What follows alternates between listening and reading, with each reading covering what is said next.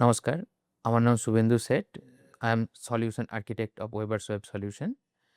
আ আজকের আমাদের টপিকটা হচ্ছে prompt anti pattern in prompt engineering. Anti pattern জিনিসটা কি? অ্যান্টি প্যাটার্ন জিনিসটা হলো এমন একটা জিনিস যেটা দেখে মনে হয় সবকিছু ফরম্যাটেড রয়েছে এবং সবকিছু সাজানো গোছানো রয়েছে।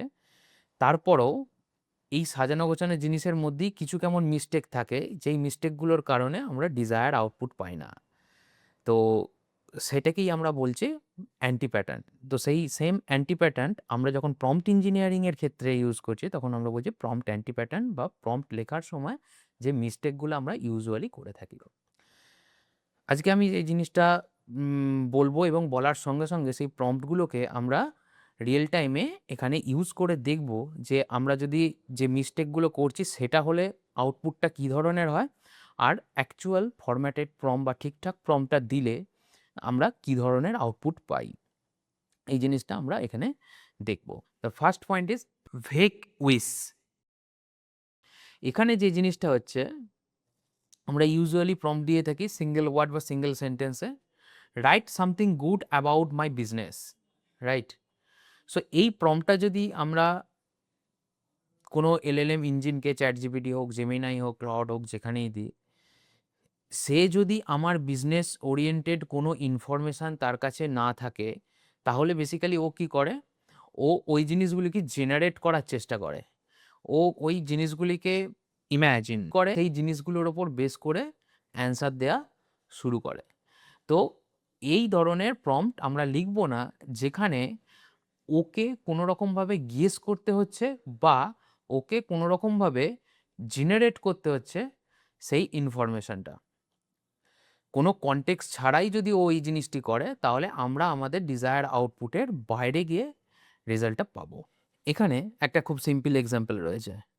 সাপোজ আমি কোনো একটা জিনিস লিখতে দিয়েছি। লিখতে দেওয়ার পর ও একটা আউটপুট দিয়েছে, সেই আউটপুটটা দেখে আমার ঠিকঠাক মনে হচ্ছে না। এখানে আমি ইউজ করেছি make this better. So suppose আমরা কোনো একটা প্রম্পট দিয়েছি, সেই প্রম্পটের এগেইনস্টে ও কোনো একটা আমাকে আউটপুট দিয়েছে, সেই আউটপুটটা আমার ঠিকমতো পছন্দ হচ্ছে না। তো আমি তাকে বলছি নেক্সট প্রম্পটে মেক দিস বেটার। এবার আমি যখনই বলছি মেক দিস বেটার, তখনই ওর কাছে এই বেটার কী জন্য বেটার বা কেন বেটার বা কী কারণের জন্য এটাকে বেটার করতে হবে, এর কোনো কনটেক্সটই নেই। সেই কনটেক্সট না থাকার কারণে যেটা হচ্ছে, ও ওখান থেকে কী করছে, কিছু ইমাজিনেশন করবে, কিছু সেখানে আলাদা করে জেনারেট করে দেবে, যেটা হয়তো এগেন আমার মনে হবে যে এটা অ্যাকচুয়াল আউটপুট নয়। তো এটা এগেন আমাদের কাছে একটা প্রবলেম। তো তার জন্য আমরা এইরকম ডাইরেক্ট কোনো রকম গুড, বেটার এই ধরনের কমেন্ট না দিয়ে, ডাইরেক্ট কোথায় প্রবলেম হচ্ছে সেটাকে ওকে আইডেন্টিফাই করতে বলা, এবং সেই আইডেন্টিফাই করার পর ওকে বলা যে এই জিনিসগুলো তুমি রেকটিফাই করো। করলে তাহলে যে আউটপুটটা আসবে সেটা আমাদের যে ডিজায়ার্ড আউটপুট সেটার সঙ্গে ম্যাচ করবে। ওকে, নেক্সট আমি এর একটা এক্সাম্পলে যাচ্ছি। একটা এক্সাম্পল প্রম্পট দিচ্ছে, সেই প্রম্পটটা ওয়াইজ, হ্যাঁ, ও যে আউটপুটটা দেবে, আর আমি তারপরে আরেকটা আমি ফরম্যাটেড প্রম্পট দেবো, বা আমরা যে প্রম্পটের জন্য যে আগের স্টেপগুলো বলেছিলাম, সেই স্টেপগুলো ওয়াইজ যে প্রম্পটটা দেবো, সেই প্রম্পটটা দিলে ও কী ধরনের আউটপুট দেয় দেখা যাক। সাপোজ আমি এখানে সিম্পলি লিখেছি make my business description sound better and more professional. This prompt is looking good, right? It has, the business description কি করতে হবে, টাস্ক খুব ক্লিয়ার। ওখানে বলে দেওয়া হয়েছে যে এটাকে একটু বেটার করো, আর বলা হয়েছে যে এখানে মোর প্রফেশনালি তুমি জিনিসটাকে দাও। তাই এই প্রম্পটটা দেখে আমার খুব ইজিলি মনে হচ্ছে যে এই প্রম্পটটা একটা খুব ভালো প্রম্পট, এবং সেখান থেকে আমি একটা ভালো আউটপুট এক্সপেক্ট করি। কিন্তু প্রবলেম হচ্ছে এটাই, আমি যখন ওকে বলছি sounds better and more professional, so sounds better কী কারণে বেটার সেটা ওর কাছে নেই। নেক্সট, আমি কি ধরনের বিজনেস সেই জিনিস সম্বন্ধে ওর কোনো আইডিয়া নেই। তো আমি যখন এই প্রম্পটটা দেখে আমার মনে হচ্ছে যে এটা ভালো, বাট স্টিল এইটাকে যখন আমি ইউজ করব, তখন কিন্তু আমি ডিজায়ার্ড আউটপুট পাবো না। ফর এক্সাম্পল, এবার আমরা কি করব, এবার আমরা এক্স্যাক্টলি এই যে প্রম্পটটা দেখতে পাচ্ছি, এই প্রম্পটটা আমরা জিপিটিকে দেব, এবং ওর যে আউটপুটটা হয় সেটা দেখব, আর এক্স্যাক্ট যে প্রম্পটটা অ্যাকচুয়ালি রাইট ওয়েতে যদি প্রম্পটটা লেখা হয় সেই প্রম্পটটা আমরা দিয়ে দেখব ও কি আউটপুট দেয়। দুটো আউটপুট পাশাপাশি দেখলেই আমরা বুঝতে পারবো যে দুটো প্রম্পটের মধ্যে ডিফারেন্সটা বা এইভাবে প্রম্পট লেখাটা প্রয়োজনীয়তাটা কেন। আচ্ছা, চলো প্রথমে সিম্পলি আমি প্রম্পটটা দিচ্ছি।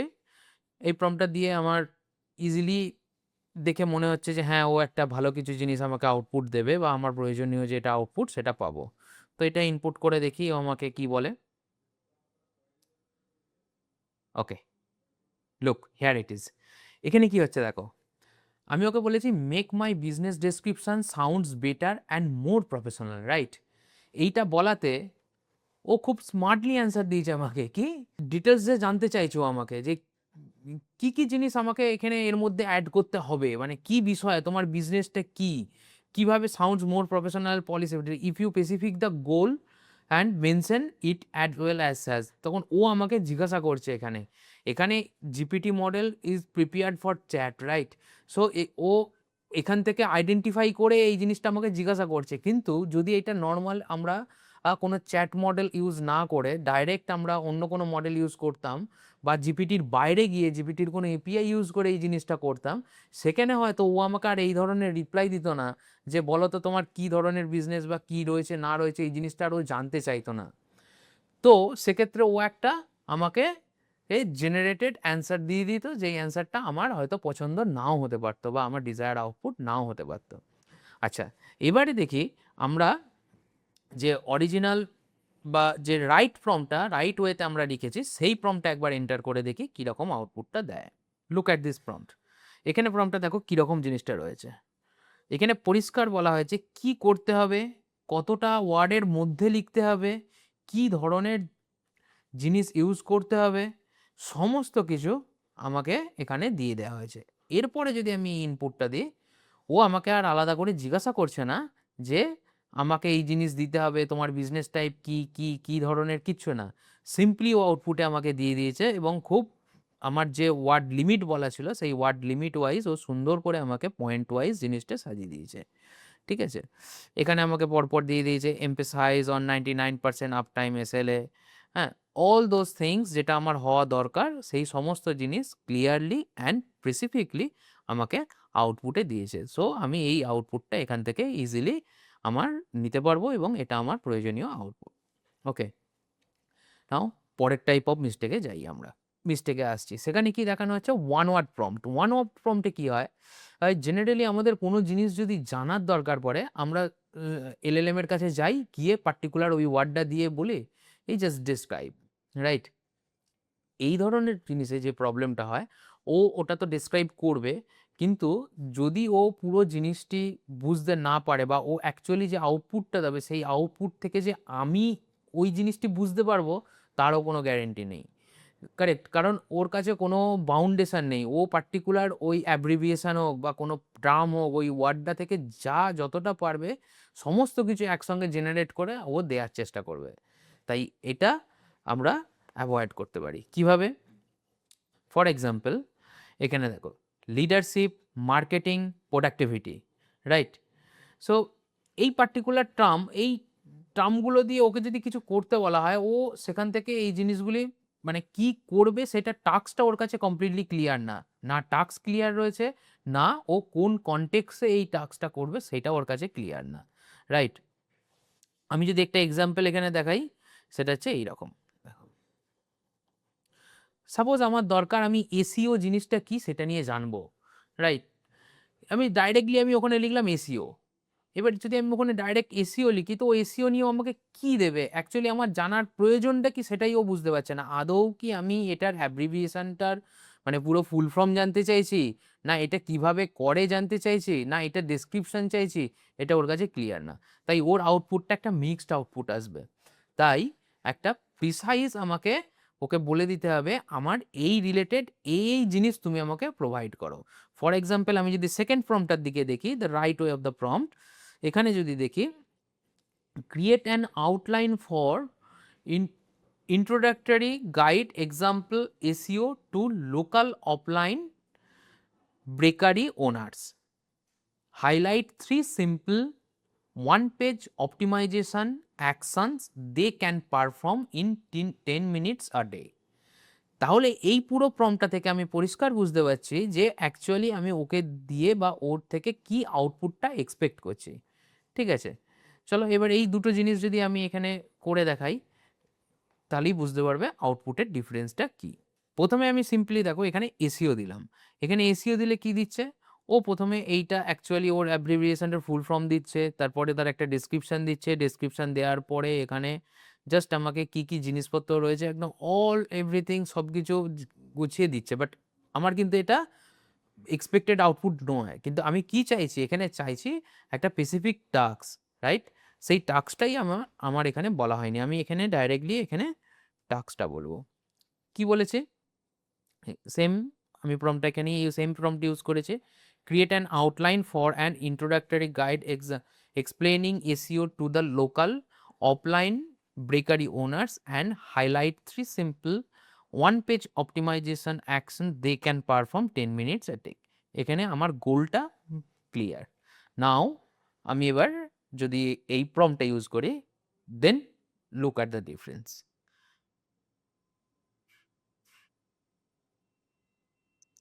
Look at the difference, right? এখানে ও কি করছে? আমার অ্যাকচুয়ালি টাস্ক, কনটেক্সট সব কিছু ওর কাছে ক্লিয়ার। আর আমাকে কি করতে হবে সেই জিনিস যেটা জানতে চেয়েছি ও খুব সিম্পলি এখানে দিয়ে দিয়েছে। অ্যাকশন আইটেম ক্রিয়েট করে করে প্রত্যেক কটা এক্সাম্পলের জন্য যে যে অ্যাকশন আইটেম রয়েছে সেই অ্যাকশন আইটেম ও এখানে দিয়ে দিয়েছে। সো এটা হচ্ছে ওয়ান টাইপ অফ মিস্টেক, যেই মিস্টেকটা আমরা করব না যখন নেক্সট টাইম প্রম্পট দেবো। তো আমাকে ওর টাস্কটা খুব ভালো করে ডিফাইন করে দিতে হবে। ওকে? এই জিনিসটা আমরা খুব অনেক জায়গায় মিস্টেক করে ফেলি বা অনেক জায়গায় এই প্রবলেমটা আমরা পাই। সেখানে হয়টা কি? আমরা প্রম্পটের ওভারলোডিং করে ফেলি। ওভারলোডিং অফ দ্য প্রম্পট মানে কি হচ্ছে? ওভারলোডিং অফ দ্য প্রম্পট মানে হচ্ছে আমার একটা প্রম্পটের মধ্যে একাধিক টাস্ক ওকে দিয়ে দেওয়া হচ্ছে। এইটা করলে যে প্রবলেমটা হবে, ও কোন টাস্কটা কিভাবে, কতটা, কিভাবে দেবে সেইটা ও ক্লিয়ার ওর কাছে থাকে না। তো এই ক্ষেত্রে কি হয়? ফর এক্সাম্পল আমি এখানে যেরকম দেখানো হয়েছে, এ সবার প্রথমে আমাকে কি করতে হবে? টাস্কটাকে ভেঙে নিতে হবে। ভেঙে নিয়ে প্রথমে আমি planning, draft the high level strategy first. প্রথমে প্ল্যান করবে, তারপরে এক্সপ্যান্ড করবে, তারপরে রিফাইন করবে, রাইট? এটা হচ্ছে অ্যাপ্রোপ্রিয়েট অ্যাপ্রোচ। তা না করে যদি আমি এই জিনিসটা দিই, right up full marketing plan, social media content create calendar and 3 follow up emails for my new fitness application launch, right? এখানে এই যে প্রম্পটটা আছে, প্রম্পটটা দেখে আমরা প্রথমেই বলেছি অ্যান্টি প্যাটার্ন মানে কি? দেখে মনে হবে যেন ফর্মটা খুব ডিসক্রিপটিভ এবং যে আমি ঠিকঠাকই দিয়েছি। বাট এটা দিলে আমি ডিজায়ার্ড আউটপুট পাবো না। প্রবলেমটা কোথায়? প্রবলেমটা এখানে রয়েছে যে এই প্রম্পটটার মধ্যে প্রম্পটের ওভারলোডিং হয়েছে। Overloading means multiple task at a time okay করতে বলা হয়েছে। এখানে খেয়াল করে যদি দেখো, এখানে ও কি চাইছি আমি? Write a full marketing plan, social media content calendar and 3 follow up emails for my new fitness application launch. তো আমি ওখানে ইমেলের কন্টেন্ট লিখতে বলছি, আমি ওকে একটা প্ল্যান ক্রিয়েট করতে বলছি, আমি ওখানে একটা আমার ক্যালেন্ডার রিলেটেড জিনিসপত্র দিতে বলছি, সোশ্যাল মিডিয়া কন্টেন্ট ক্যালেন্ডার আমি ক্রিয়েট করতে বলছি। তো এতগুলো টাস্ক অ্যাট এ টাইম দিয়ে ওর প্রবলেমটা যেটা হবে, ও কোরিলেট করতে যদি না পারে ঠিকঠাক, তখন ভুল আউটপুট দেবে। Better always single task at a time, one prompt one task, that is the main concept here, right? For example এখানে যেরকম দেওয়া আছে দেখো, প্রম্পট 1 এর ক্ষেত্রে আমরা কি দিতে পারি? ওকে, এবার চলো দেখি এই প্রম্পটগুলোকে আমি চ্যাটজিপিটিতে ইউজ করছি, দেখি কিরকম আউটপুট আসে। এখানেও সব কিছু জিনিসই দিয়েছে, আমি যে কটা জিনিস চেয়েছি সব কটা জিনিসই এখানে দিয়েছে। কিন্তু এই যে আউটপুটটা এসছে, এই আউটপুটের মধ্যে প্রচুর হ্যাপাজার্ড জিনিসপত্র রয়েছে, রাইট?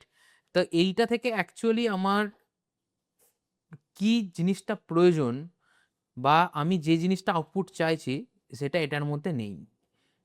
এই পুরো আউটপুটটা দেখলে পরিষ্কার এখানে বুঝতে পারবে যে এই পুরো জিনিসটাকে ও এখানে fitness app launching and marketing plan, তো হেডিংই দিয়েছে fitness app launching and marketing plan.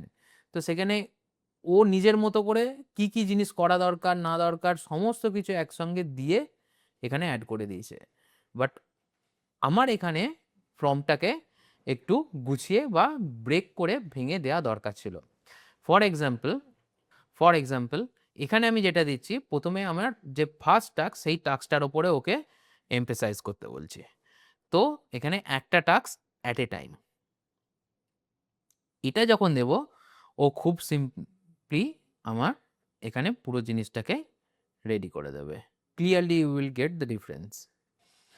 ওকে, এইভাবে আমি স্টেপ বাই স্টেপ প্রত্যেক কটা, মেন কথা হচ্ছে এখানে অ্যাট এ টাইম একাধিক টাস্ক আমি একটা প্রম্পটের মধ্যে দেব না।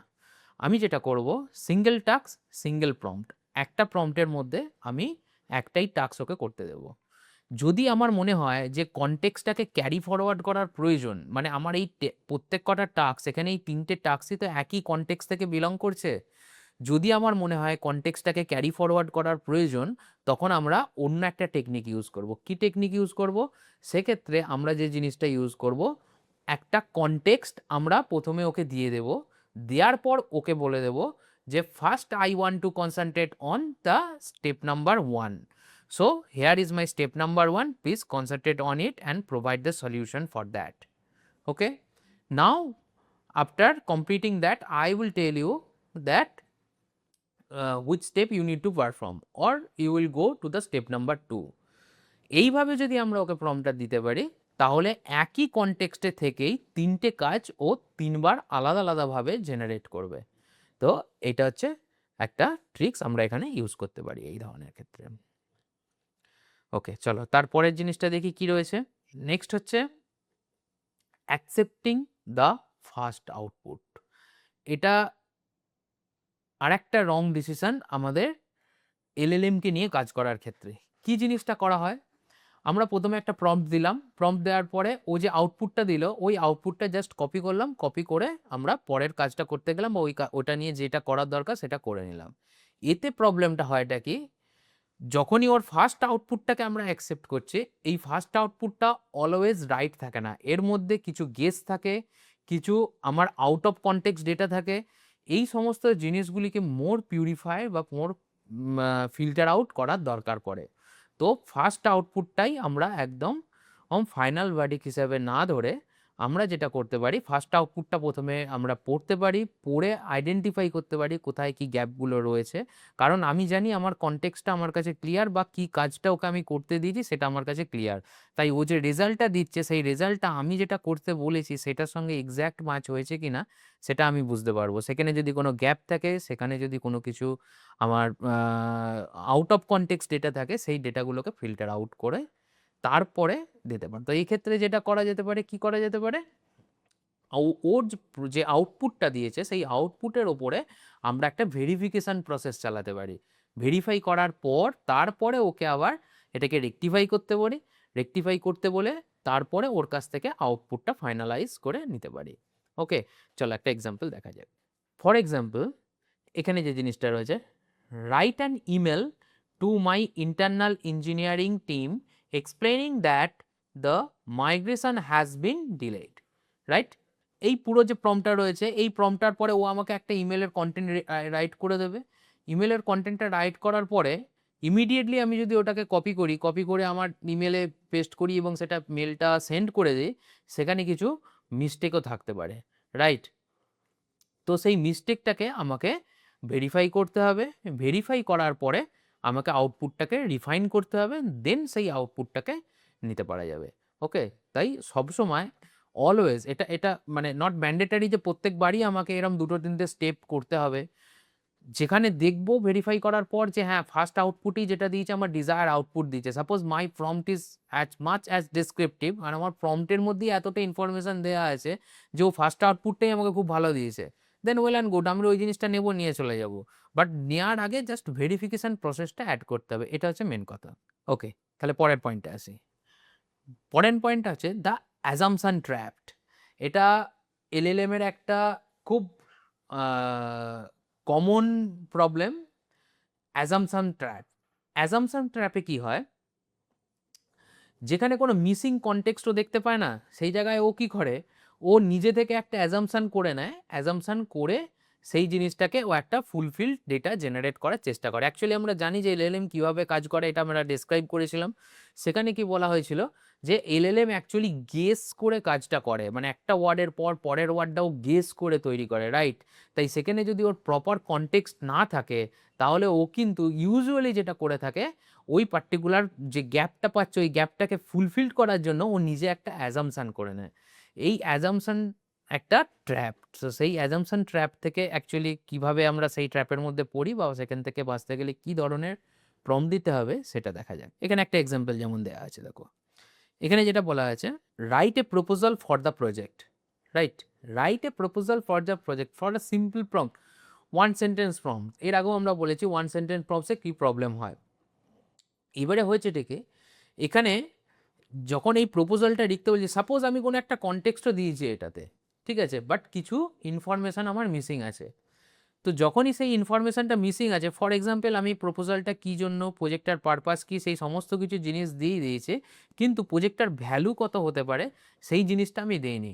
তো তখন ও কী করবে, যেহেতু আমি ওকে ফিচার লিস্ট দিয়ে দিয়েছি, ও ফিচার লিস্ট পড়বে, পড়ে সেখান থেকে ওটার ভ্যালুটা একটা ও নিজে থেকে জেনারেট করার চেষ্টা করবে যে এর ভ্যালু কী হতে পারে।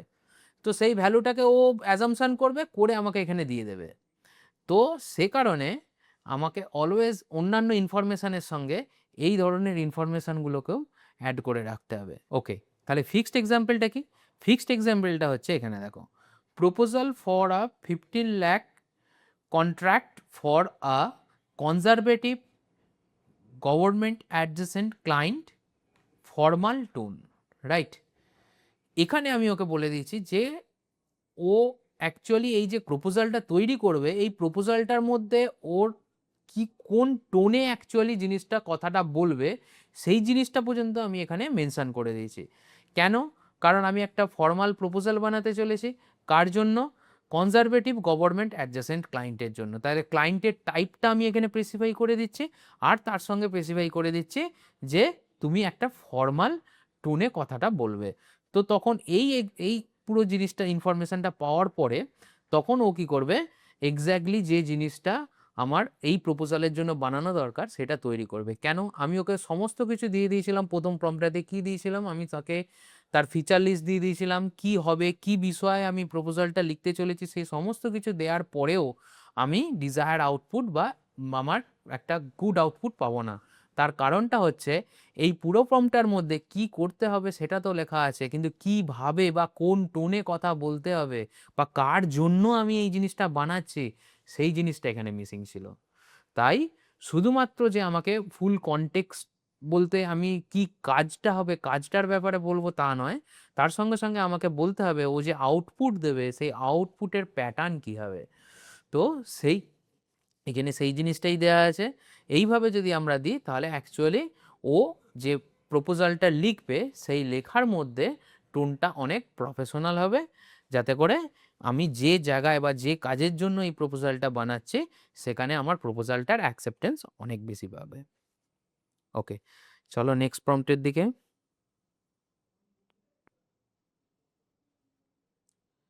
এখানে একটা এক্সাম্পল দিয়েছে, সেই এক্সাম্পলটা দেখতে পারো।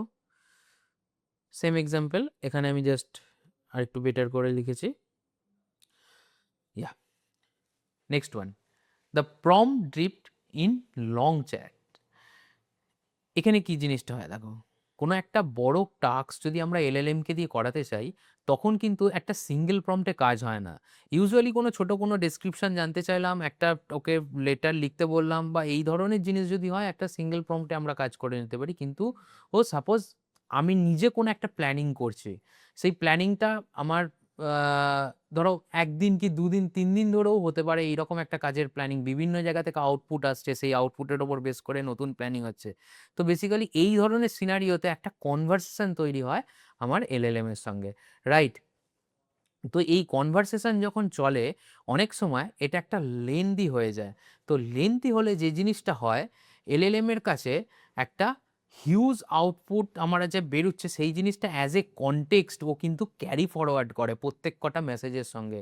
এতে করে প্রবলেমটা যেটা হয়, প্রথম প্রবলেম যেটা হয় ডেফিনেটলি টোকেন প্রচণ্ড আমার এক্সস্ট হয়। কেন এক্সস্ট হয়? একটা সার্টেন পিরিয়ড অফ টাইম আমরা কি হচ্ছে ওই যত কনভারসেশন হয়েছে এই সমস্ত কনভারসেশন এলএলএম কি করে আমার নেক্সট মেসেজে অ্যাজ এ কনটেক্সট ওটাকে ক্যারি ফরওয়ার্ড করে। তো এতে করে প্রবলেমটা যেটা হয় সেটা হচ্ছে যে একটা প্রবলেম তো বললামই, যেখানে তোমার টোকেন এক্সস্ট হওয়ার চান্স থাকে।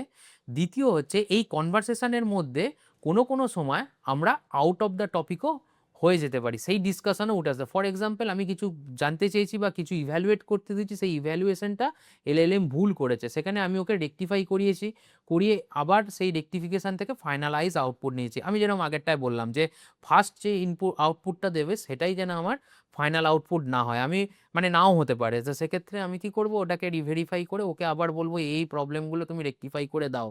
তো এই যে জিনিসটা হচ্ছে, তাহলে এই যে রেকটিফিকেশন প্রসেস বা এই যে এক্সট্রা জিনিসগুলো সেইগুলো আমার মেন কনটেক্সটের মধ্যে থেকে যাচ্ছে। তো এই ক্ষেত্রে মেন যে জিনিসটা করা হয়, আমরা র্যাদার ওই একই চ্যাট সেশনের মধ্যে কন্টিনিউ না করে নতুন চ্যাট সেশন তৈরি করতে পারি। তৈরি করলে তাহলে প্রবলেম একটা হবে, কি প্রবলেম হবে বলো? প্রবলেম যেটা হবে সেটা হচ্ছে যে ওই কনটেক্সটটাও ক্যারি ফরওয়ার্ড করতে পারবে না। তাহলে আমার প্রবলেম কি ছিল, যে কনটেক্সটটা অনেক বেশি হয়ে গেছে, এখন নতুন চ্যাট করলে সেই কনটেক্সটটা ক্যারি ফরওয়ার্ড করতে পারছে না, এটাও প্রবলেম। তাহলে সলিউশন কি? সলিউশন হচ্ছে আমি আমার প্রয়োজনীয় বা একদম এসেন্সিয়াল যে জিনিসগুলি সেই জিনিসগুলিকে আমি সামারাইজড করে নেব, ওকে দিয়েই ওই জিনিসটাকে সামারাইজড করাবো। আমার এক্স্যাক্ট যে আমার এসেন্সিয়াল কনটেক্সট যেটা থাকার প্রয়োজন সেই জিনিসগুলিকে আমি লিস্টেড আউট করব। সেই এসেন্সিয়াল কনটেক্সটগুলি আমি প্রথমে আবার নিউ চ্যাটেতে এলএলএমকে দেব, দিয়ে তারপর থেকে আমার পরের কাজ স্টার্ট করব। এতে আমার কনটেক্সটটা সামারাইজ শর্ট হলো, আর এতে টোকেন এক্সস্টন বা এক্সস্ট হওয়ার চান্সটাও অনেক কমে গেল। ও আর এর সঙ্গে সঙ্গে আমার আর পরবর্তী যে চ্যাটগুলো হলো সেখানে কোনো যে এক্সট্রা ইনপুট আমার প্রিভিয়াস চ্যাটে ছিল বা এক্সট্রা ডাইভারশন ছিল আমার প্রিভিয়াস চ্যাট সেশনটার মধ্যে, সেই জিনিসটি এখানের মধ্যে থাকছে না। তো সেই থেকে বাঁচা যাচ্ছে। তো সেটা এখানে এই হচ্ছে একটা problem. Another problem, AI as a search engine, right? আমরা অনেক সময় কি করি, আমরা এআইকে as a search engine use করে ফেলি, but AI is not a search engine, right? তো আমি এখানে একটা জাস্ট টেবিল ক্রিয়েট করেছি, এই টেবিলটা দেখলে বুঝতে পারবে। সেখানে কোন সিনারিওতে এআইকে অ্যাজ এ সার্চ ইঞ্জিন আমরা ইউজ করব, আর কোন সিনারিওকে আমরা এআইকে অ্যাজ এ মডেল ইউজ করব। তো সেটার একটা সিম্পল জাস্ট একটা নিয়েছে, যখন কোনো লাইভ ফ্যাক্ট আমরা জানতে চাইবো, রাইট, তখন সেই ক্ষেত্রে আমরা সার্চ ইঞ্জিন ইউজ করব, আমরা এআই মডেলকে ইউজ করব না। কারণ এআই মডেল একটা প্রিডিফাইন্ড লিমিট থাকে, মানে একটা কাট থাকে, সেকেন্ড পর্যন্ত নিয়ে তাকে ট্রেন করা হয়। সাপোজ ফর এক্সাম্পল, আমরা যখন জিপিটি প্রথমের দিকে দেখেছিলাম, প্রথমের দিকের মডেলগুলোতে আমরা যখন জিপিটিকে আমরা 2021-এর পরের কোনো সিনারিও বা জিজ্ঞেস করতাম, তখন ও ডাইরেক্টলি আমাদেরকে অ্যান্সার দিত যে আমি ট্রেন্ড হয়েছি 2021 পর্যন্ত, এর পরের ডেটা আমার কাছে নেই, রাইট? কেন? কারণ ওই সময়ে যে সময় ওকে ট্রেন্ড করা হচ্ছে ওই সময় যতগুলো আমার পাবলিক ডোমেনে ডেটা রয়েছে সেই সমস্ত ডেটা দিয়ে ওকে ট্রেন্ড করা হয়েছে, তাই তারপরের কোনো ডেটা আমরা ওই ওই পার্টিকুলার মডেলটির কাছে পাবো না, রাইট? তাই লাইভ ফ্যাক্ট যখন জানতে চাওয়ার দরকার পড়বে, always better to use search engine. যদিও এরা সার্চ ইঞ্জিনকে ইউজ করতে পারে internally as a tool calling, but আমার যদি প্রয়োজন পড়ে তখন এটা বেটার যে ডাইরেক্ট সার্চ ইঞ্জিনে যাওয়া রাদার আমি এলএলএম এর কাছে যাওয়া, রাইট?